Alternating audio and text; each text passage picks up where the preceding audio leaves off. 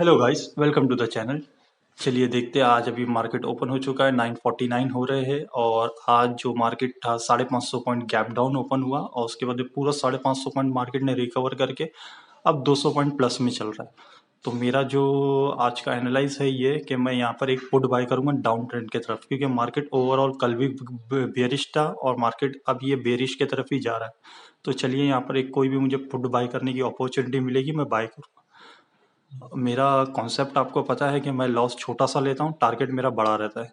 मैं कम से कम आज 100 टू 150 पॉइंट्स का मेरा टारगेट रहेगा और स्टॉप लॉस मेरा ज़्यादा से ज़्यादा 30 टू 40 पॉइंट्स का मेरा स्टॉप लॉस रहेगा। यहाँ पर 45-300 का मैं एक पुट बाय करने के प्लान में चल रहा हूँ।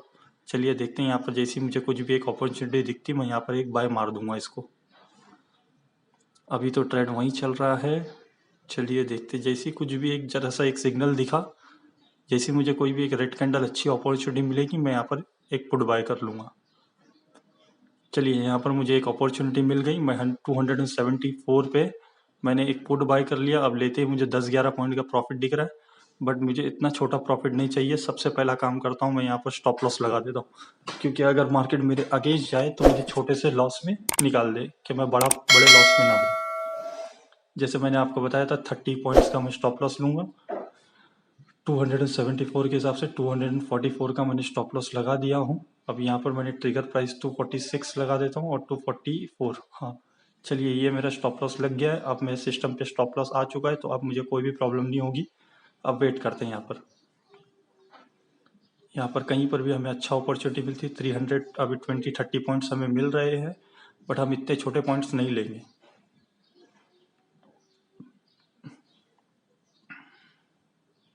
चार्ट देख लेते हैं, क्या पता ये जीरो था हमेशा स्लो क्यों चल रहा, समझ में नहीं आ रहा मुझे। और ये ऑटोमेटिकली बॉलिंजर बैंड क्यों आ जा रहा है मुझे ये भी नहीं पता चल रहा है।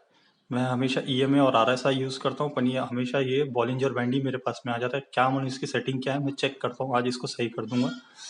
अभी ये 274 के पास में हमारी बाइंग है। चलिए मैंने इसको सही कर दिया और ये मेरी एंट्री प्राइस पे मैं इसे लगा दिया हूँ। 274 की मेरी एंट्री है। अभी ये 310 के पास चल रहा है। मैं कम से कम इसे 350-370 के पास में ही निकालूंगा। 100 पॉइंट्स मिनिमम मुझे चाहिए आज। अगर टारगेट दिया तो 100 पॉइंट्स, स्टॉप लॉस लिया तो 30 टू 35 पॉइंट्स का मेरा स्टॉप लॉस रहेगा। तो अभी तो ये टारगेट फेवर में मेरे चल रहा है, 318 तक के आ चुका है। चलिए देखते, अभी मुझे लगभग 50 पॉइंट तक के मिल रहे हैं, बट मैं नहीं लूँगा इसको। वेट करता हूँ मैं इसको। मुझे कम से कम 100 पॉइंट्स का टारगेट लेना है आज। अगर मार्केट 100 पॉइंट्स दी तो ठीक है, अदरवाइज मैं 30 पॉइंट्स का स्टॉप लॉस दे दूँगा।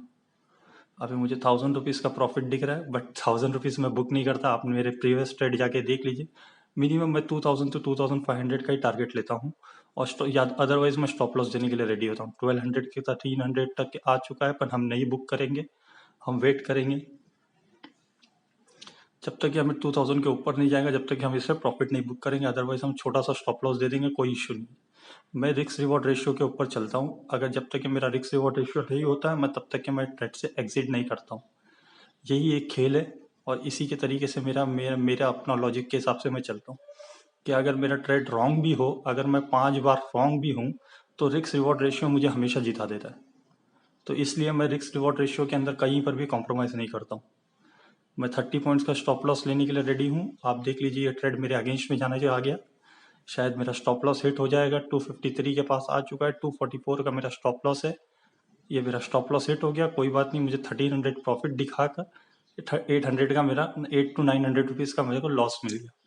कोई बात नहीं, चलिए आज हमारे को लॉस हो गया तो कोई बात नहीं। कल हमारे को इसी तरीके से मैं ट्रेड करता हूँ कि मेरे को लॉस भी हो तो कोई प्रॉब्लम ना हो। मैं अगर 50 टू 60% भी राइट हो जाऊँ तो भी मैं हमेशा प्रॉफिट में रहता हूँ। अब चलिए ट्रेड का लॉजिक में समझा देता हूँ।